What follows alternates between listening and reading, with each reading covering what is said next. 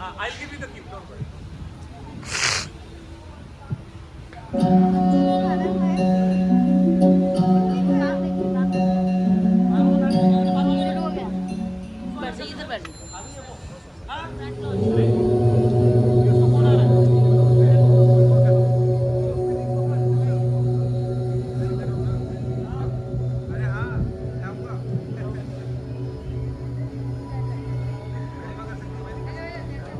Hello and greetings everybody. Myself, Arushi Thakur, the school ambassador of Ramage School, Noida. Today we're here to present a performance, but a lot of work went behind the scenes into the performance. So we faced a lot of issues starting at front. We've never really worked with scripted text before. We've always worked with improvisation. So it was the first time doing work on scripted text. And secondly, we've only worked with like English plays, Shakespearean theatre. So this was an entirely new theme for us, like Vedic texts and Shuddh Hindi. The biggest challenge for us was Shuddh Hindi because many of us, we belong from different states. So we have that, style of speaking. So we had to entirely change that practice and all of it. For this moment. So without further ado, बिना किसी विडंबना के साथ चलिए हम अपना play आरंभ करते हैं.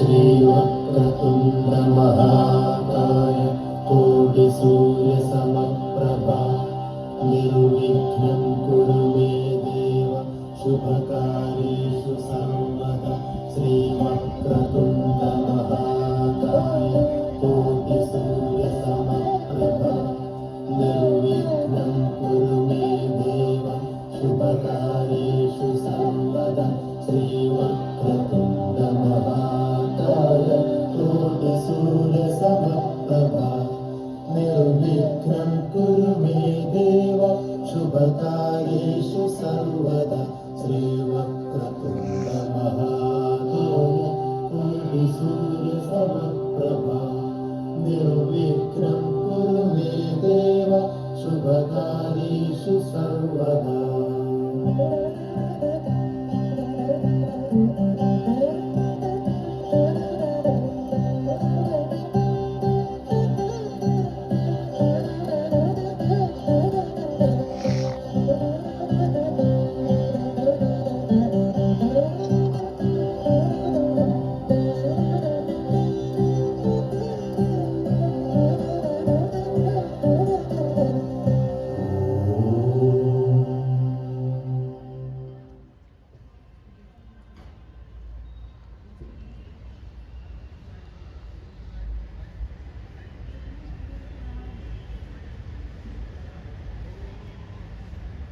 अंतः पूर्व रंग समाप्त हुआ.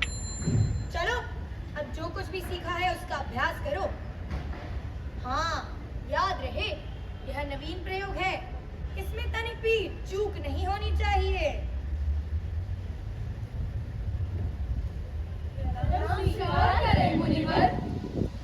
सदा स्नेही बने, विराजमान हो जाइए ऋषिगण. कहें किस प्रयोजन से आना हुआ?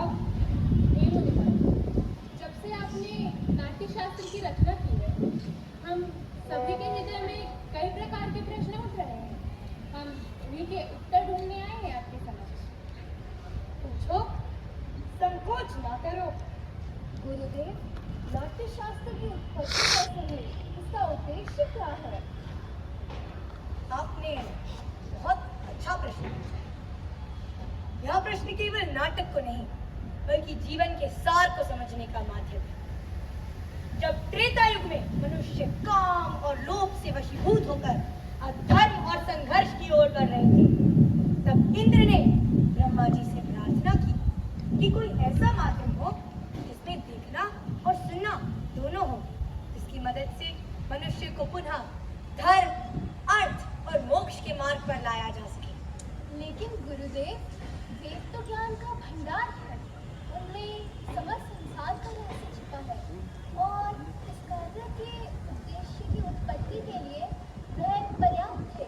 फिर ये नया वेद क्यों? इसलिए कि वह समस्त जन के लिए सुलभ हो सके। सामान्य लोग वेदों का ज्ञान नहीं समझ पाते, इसलिए ब्रह्मा जी ने चारों वेदों के तत्वों को जोड़कर नाट्य वेद की उत्पत्ति की। चारों वेदों के तत्व वे क्या है गुरुदेव? आओ, मैं तुम्हें दिखाता हूँ।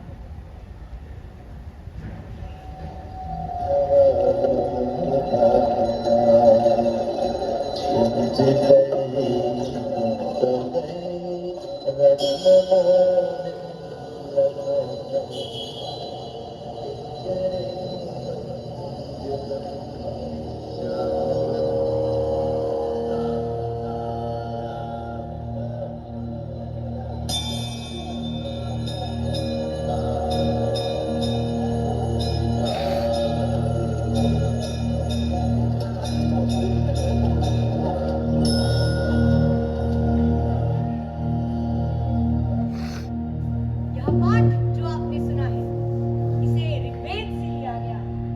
इस सुंदर कान का आधार सामवेद से लिया गया, यजुर्वेद से अभिनय और अथर्ववेद से रस लिया गया है।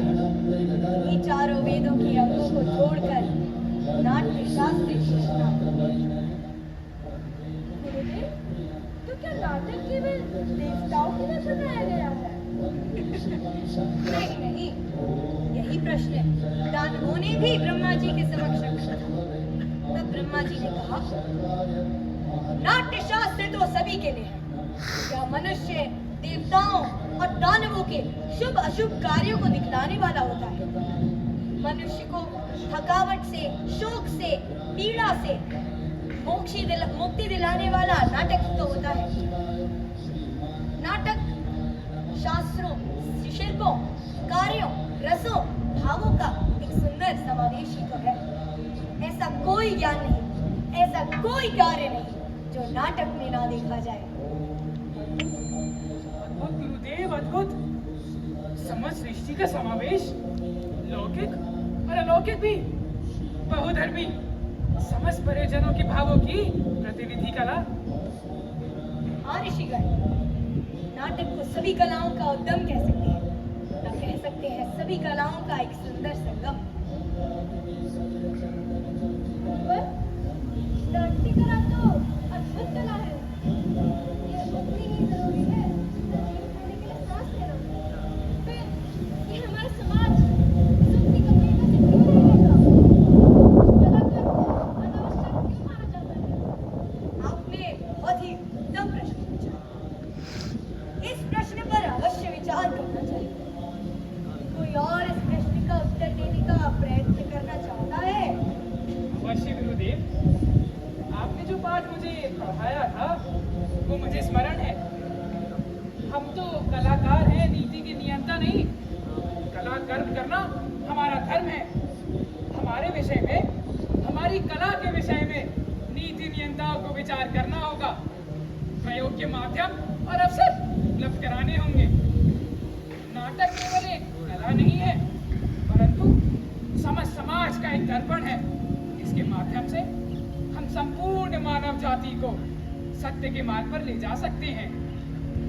रंगमंच जाति, धर्म, भौगोलिक सीमाओं से परे जाकर समग्रता में मानवीयता की बात करता है। आज भी रंगमंच समाज में विषम परिस्थितियों को दूर कर समता का भाव लेकर आता है। इस भाव से निसंदेह संपूर्ण धरती को स्वर्ग बनाया जा सकता है। निसंदेह पुत्र, कला विहीन समाज तो पशुओं का समाज होता है। इसी आशा और अपेक्षा के साथ कि समाज कला और कलाकारों को वो स्थान दे जिसके वे अधिकारी हैं, मैंने नाट्य शास्त्र को पंचम वेद कहकर पुकारा है। पंचम वेद, समस्त वेदों का ज्ञान। ऋषिगण, मेरे रंगधर्मी पुत्रों ने आपके लिए एक प्रस्तुति तैयार की है। वे आपकी प्रतीक्षा कर रहे हैं। चलिए नाटक का आनंद लीजिए।